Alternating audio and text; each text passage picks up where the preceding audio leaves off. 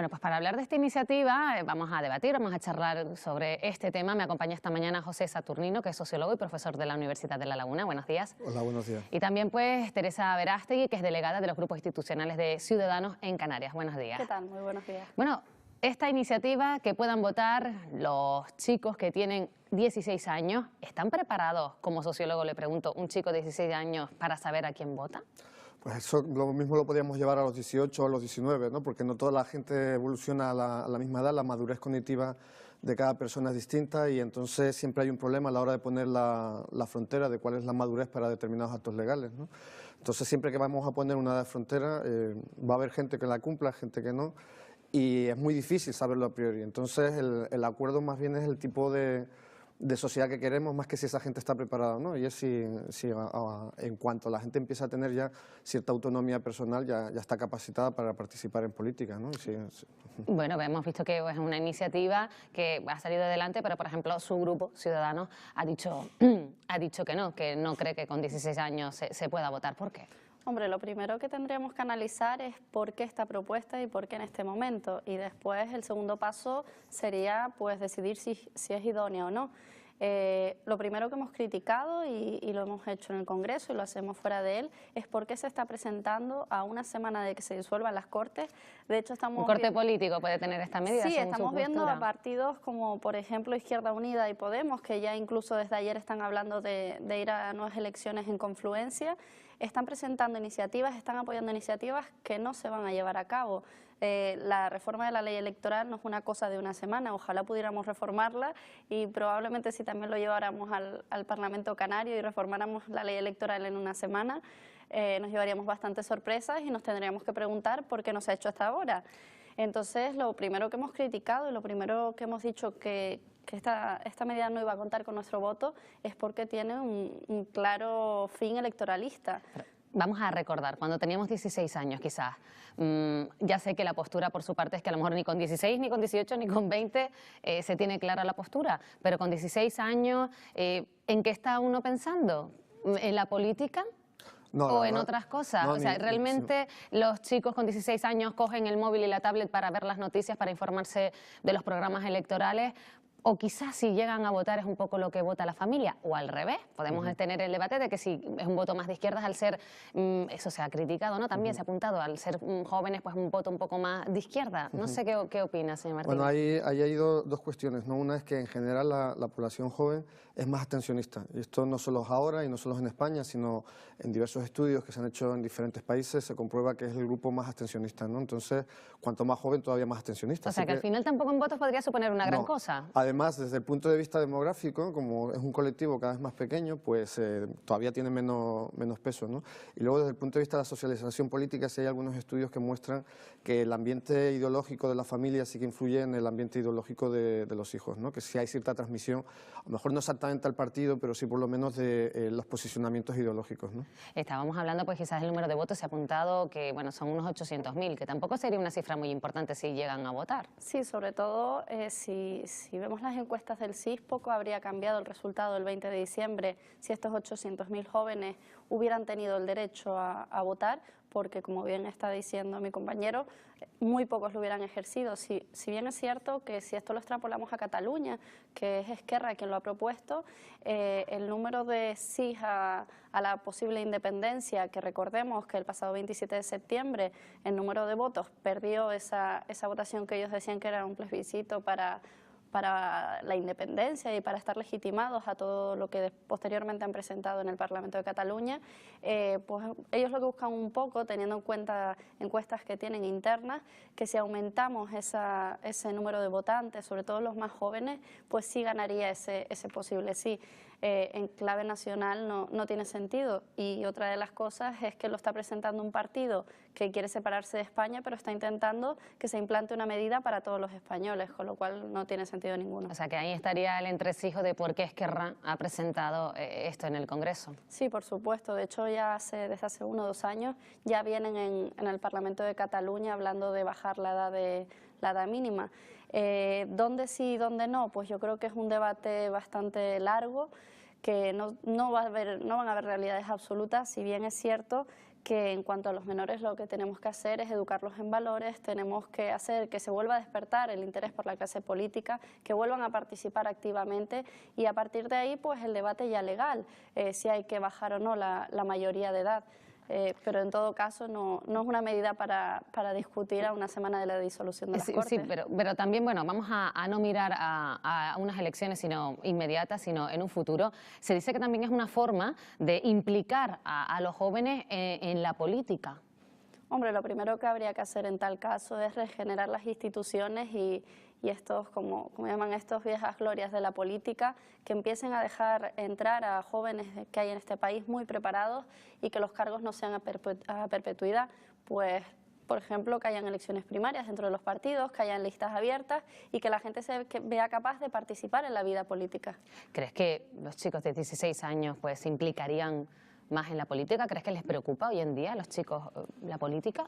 La verdad es que la sensación que da viendo algunas encuestas del CIS es que no mucho, que eso tampoco ha habido algunos momentos históricamente que ha sido un poco más alto, pero como decía antes, no es el colectivo precisamente que más implica. Lo que pasa es que hay un elemento demográfico que no debemos olvidar, que yo soy de una generación que es de la mayor de la historia de España. O sea, si uno mira a la gente que nació entre los 60 y los 70, era muy voluminosa. Entonces, mi generación, aunque fuésemos pocos los que participábamos, dentro de la generación, dentro del conjunto de la sociedad, era mucha gente, por ser tan numerosa mi generación, ¿no? Y actualmente es justo lo contrario. Actualmente la gente que tiene esas edades son de generaciones que ha disminuido mucho la demografía. Entonces, aunque participasen más incluso que en mi época, se les notaría menos, simplemente por una cuestión demográfica, ¿no? Y lo que ve uno en este tipo de población es que hay una participación activa en la sociedad, pero muchas veces no es a través de los canales más tradicionales. A lo mejor participan más vía ONG, participan más vía distinto tipo de protestas, pero no tanto los modelos más tradicionales, ¿no? Entonces, el que se ponga el voto yo creo que no incentivaría demasiado, pero sí que les estaría dando un mensaje de que ya contamos con ellos, ¿no? Y yo creo que sobre todo es importante porque ahora mismo en España una de las brechas, una de las fracturas importantes que está habiendo es generacional, ¿no? Es generacional en el sentido de que los intereses políticos y económicos de la gente joven son bastante distintos de la gente mayor, ¿no? Por ejemplo, entre la gente joven están igualados el partido que menos vota la gente joven, hablando de joven ya no estoy hablando de 16, llegando a 30 y tantos años, es el Partido Popular. Si uno se va a los mayores de 60 años, 60 y tantos años, el partido que más vota la gente es el Partido Popular.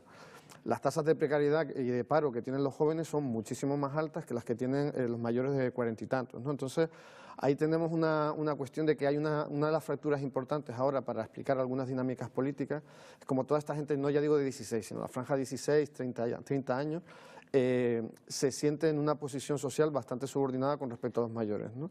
Sí, ¿y crees que con lo que está pasando ahora mismo, que no se conforma un gobierno, que puede haber nuevas elecciones, está motivada esa franja? La franja, pues vamos a poner ya de los 18, o sea, que ya pueden votar, o al revés, o están desanimados con lo que está ocurriendo. ¿Cómo se lo toma la juventud? Yo creo que estarían todavía más desanimados. Las sensaciones no lo tienen muy claro, les ha costado mejor decidirse y ahora que han decidido han visto que, bueno, que no vale, ¿no? Y dicen, bueno, pues ¿para qué voy a volver si no vale? Y entonces eso es lo que gana, son los partidos que tienen votos más fieles, ¿no? Entonces hay, por ejemplo, el Partido Popular ha demostrado que tiene un suelo como muy rocoso, ¿no? Un suelo que está en torno a 7 millones de votos y con la legislatura que ha tenido, si no se ha deteriorado ese fondo, posiblemente siga, ¿no? Además se ve que los colectivos más fieles son precisamente donde están los votantes, los caladeros del PP, que son los mayores, ¿no? Entonces, una situación como esta podría hacer incluso más daño a los partidos que tienen más voto juvenil y favorecer a los partidos que tienen más voto de edades mayores, ¿no? Sí, en parte estoy de acuerdo, sobre todo porque los partidos que tienen ese voto más fiel de un votante pues de una edad pues, a partir de los 60 y pico años, al fin y al cabo están dando un mensaje equivocado. Por un lado están dando el mensaje del miedo, porque es lo que llevan haciendo durante los últimos años, qué miedo si llegan los demás partidos, y luego si bien es cierto que, por ejemplo, Podemos tiene un votante mucho más joven, que es otro partido que juega con el miedo, pero con otro tipo de miedo. Yo creo que para poder incentivar a todas estas personas, a todos estos jóvenes que se quedan en su casa, lo que hay que hacer es cambiar el mensaje y dar un mensaje esperanzador, un mensaje de futuro, y que ellos realmente se sientan partícipes, sientan que su voto va a servir para algo. ¿Quién no ha escuchado en la calle? Yo no voy a votar porque ¿para qué? Mi voto va a ir a la basura. Yo creo que hasta que los partidos no cambien su mensaje va a ser muy difícil que la juventud se integre en la vida política. Tanto al PP como a Ciudadanos se les ha criticado que no lo apoyan porque el voto de este colectivo, o sea, de esta edad, pues sería un voto más de izquierda. No sé qué opinan. Bueno, se nos ha tachado de que votar a Ciudadanos es votar a la derecha. Últimamente se ha dicho que votar a Ciudadanos va a ser votar a la izquierda, la marca blanca del PP y del PSOE.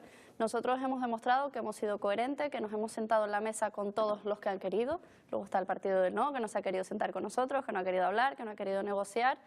¿Es un voto útil? ¿Es un voto para dárselo? No, nosotros salimos a ganar. En este caso no hemos ganado las elecciones, pero no la ha ganado nadie porque no hay un partido que haya tenido mayoría absoluta. Con lo cual nosotros creo que hemos crecido en afiliación, las encuestas incluso nos dan muchísimo mejor que después del 20 de diciembre, si bien es cierto que nosotros no queremos basar una posible campaña en ello, con lo cual creo que estamos teniendo el mensaje adecuado. Si les parece, vamos a salir a la calle porque hemos hecho una encuesta a ver qué opina pues, la gente que nos hemos encontrado pues, sobre esta iniciativa de que los chicos que tienen 16 años puedan votar. A mí me parece que todavía están muy adolescentes para tomar alguna decisión, que no están en la edad correcta como para decidir eso, que es bastante importante. No es buena idea porque los jóvenes de 16 años están pensando en otras cosas, no en política. Si con esa edad puedes trabajar, me parece que está bien que se involucren en la sociedad, en lo que es el ejercer su derecho al voto. Son muy jóvenes, no tienen experiencia tampoco. O sea, yo pienso que no deberían votar. Como mismo pueden trabajar, tienen sus obligaciones tanto en la ley y ya son hombrecitos y mujeres. Y yo creo que sí, porque también son ellos los que tienen que decidir su futuro. Pues vamos, hay de todo, que sí, que no, que están preparados, que no están preparados. Señor Martínez, yo creo que hay un par de personas que han dicho algo que yo creo que es clave, ¿no? Que es la cuestión de si pueden trabajar, si están sometidos a las leyes del trabajo, ¿por qué no van a votar sobre esas leyes? Entonces, esto creo que, o si pueden tener hijos, ¿por qué no van a votar sobre políticas familiares, ¿no? Entonces, creo que hay una cuestión que es más de fondo y que yo creo que tiene mucho interés, que es la descoordinación que hay entre a qué edades puedes hacer qué cosas, ¿no? Dice, bueno, puedes tener un hijo, pero no puedes votar, ¿no? Puedes trabajar, pero no puedes conducir. Entonces, se establece una serie de contradicciones en por qué exigimos menos edad para una cuestión que tiene la responsabilidad como ser padre o ser madre, pero no la exigimos luego para conducir. Entonces, hay un debate que yo creo que es interesante, que es hasta qué punto esas edades pueden estar separadas, y si tiene sentido. Una vez que reconocemos la madurez para cosas tan importantes como esa, si juntamos o no.